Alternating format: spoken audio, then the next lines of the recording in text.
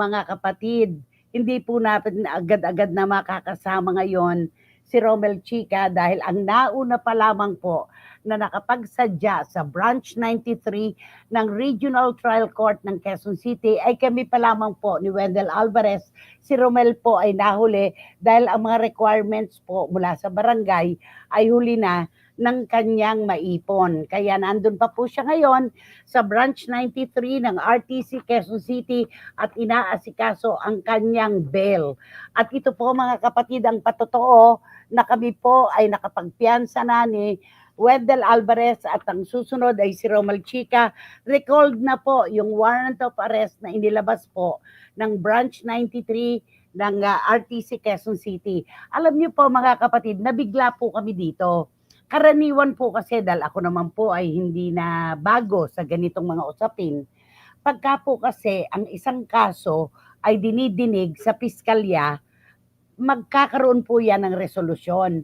Pero hindi po kami kasi nakatanggap ng resolusyon. Maging aming mga abogado, wala rin pong natanggap. July 21 pa po pala lumabas itong WA na ito. July 30 na po kahapon ng aming matanggap at naunahan pa po kami ng mga pahayagan at ng social media. Gusto ko pong sabihin na baka maaaring may kinalaman dito ang sunod-sunod na bagyo na bumayo sa ating bayan. Marami po kasing opisina noon ang hindi halos nakapagtrabaho, kaya po siguro walang nakarating na resolusyon sa amin. Kaya naman, lagi ko po kasing sinasalubong to yung nagba-voluntary surrender na po ako agad, hindi ko na po hinihintay pa na lumabas ang warrant of arrest. Hinihintay ko lang po na marapol at kapag nalaman ko na po kung saang sala o kung saang branch napunta ang kaso, ay nagbe-bail na po ako. Pero first time po ito na wala kaming tinanggap na resolusyon, kaya nagkabiglaan. Tinawagan lang po ako ng aking anak-anak na si Reggie Bunoan kasi nakuha po ng mga taga-inquirer.com yung balita na meron nga po kaming warrant of arrest. Nauna pa po ang social media kaysa sa amin.